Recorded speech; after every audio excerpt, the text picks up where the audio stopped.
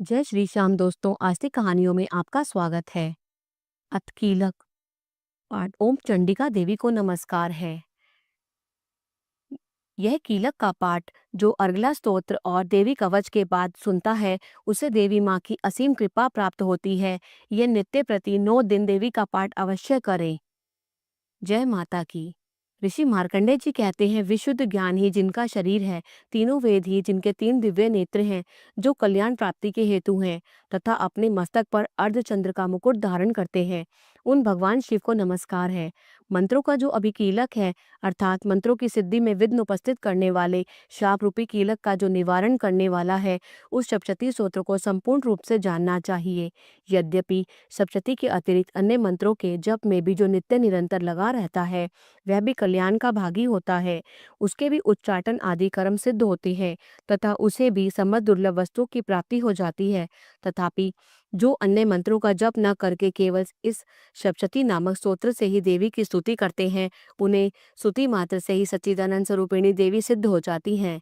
उन्हें अपने कार्य की सिद्धि के लिए मंत्र, औषधि तथा अन्य किसी साधन के उपयोग की आवश्यकता नहीं रहती। बिना जप के ही उनके उच्चाटन आदि समस्त अभिचारिक कर्म सिद्ध हो जाते हैं। इतना ही नहीं, उनकी संपूर्ण अभीष्ट वस्तुएं भी सिद्ध होती हैं। लोगों के मन में यह शंका थी कि जब केवल सप्तशती की उपासना से अथवा सप्तशती को छोड़कर अन्य मंत्रों की उपासना से भी समान रूप से सब कार्य सिद्ध होते हैं, तब इसमें श्रेष्ठ कौन सा साधन है। लोगों की इस शंका को सामने रखकर भगवान शंकर ने अपने पास आए हुए जिज्ञासुओं को समझाया कि यह सप्तशती नामक संपूर्ण स्तोत्र ही सर्वश्रेष्ठ एवं कल्याणमय है। अनंतर भगवती चंडिका के सप्तशती नामक स्तोत्र को जो महादेव जी ने गुप्त कर दिया। सप्तशती के पाठ से जो पुण्य प्राप्त होता है, उसकी कभी समाप्ति नहीं होती, किंतु अन्य मंत्रों की जब जन्य पुण्य की समाप्ति हो जाती है। अथवा अतः भगवान शिव ने अन्य मंत्रों की अपेक्षा जो सप्तशती की श्रेष्ठता को निर्णय किया, उसे यथार्थ ही जानना चाहिए। अन्य मंत्रों का जप करने वाला पुरुष भी यदि सप्तशती के स्तोत्र और जप का अनुष्ठान कर ले, तो वह भी पूर्ण रूप से कल्याण का भागी होता है। इसमें तनिक भी संदेह नहीं है। जो साधक कृष्ण पक्ष की चतुर्दशी अथवा अष्टमी को एकाग्रचित होकर भगवती की सेवा में अपना सर्वस्व समर्पित कर देता है और फिर उसे प्रसाद रूप से ग्रहण करता है, उसी पर भगवती प्रसन्न होती हैं, अन्यथा उनकी प्रसन्नता नहीं प्राप्त होती। इस प्रकार सिद्धि के प्रतिबंधक रूप कील के द्वारा महादेव जी ने इस स्तोत्र को कीलित कर रखा है। जो पूर्वोक्त रीति से निष्कीलन करके इस सप्तशती स्तोत्र का प्रतिदिन स्पष्ट उच्चारण पूर्वक पाठ करता है, वह मनुष्य सिद्ध हो जाता है। वही देवी का पार्षद होता है और वही गंधर्व भी होता है। सर्वत्र विचरते रहने पर भी संसार में उसे कहीं भय नहीं होता। वह मृत्यु के वश में नहीं पड़ता तथा देह त्यागने के अनंतर मोक्ष प्राप्त कर लेता है। अतः कीलन को जानकर उसका परिहार करके ही सप्तशती का पाठ आरंभ करें।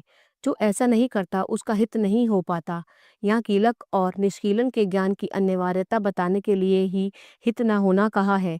वास्तव में किसी प्रकार भी देवी का पाठ करे, उससे लाभ ही होता है। यह बात वचनांतरों से सिद्ध होती है। इसलिए कीलक और निष्कीलन का ज्ञान प्राप्त करने पर यह स्तोत्र निर्दोष होता है और विद्वान पुरुष इस निर्दोष स्तोत्र का ही पाठ आरंभ करते हैं। स्त्रियों में जो कुछ भी सौभाग्य और दृष्टि गोचर होता है, वह सब देवी के प्रसाद का ही फल है। अतः इस कल्याण में स्तोत्र का सदा जप करना चाहिए। इस स्तोत्र का मंद स्वर से पाठ करने पर स्वल्प फल की प्राप्ति होती है और उच्च स्वर से पाठ करने पर पूर्ण फल की प्राप्ति होती है। अतः उच्च स्वर से ही इसका पाठ आरंभ करना चाहिए।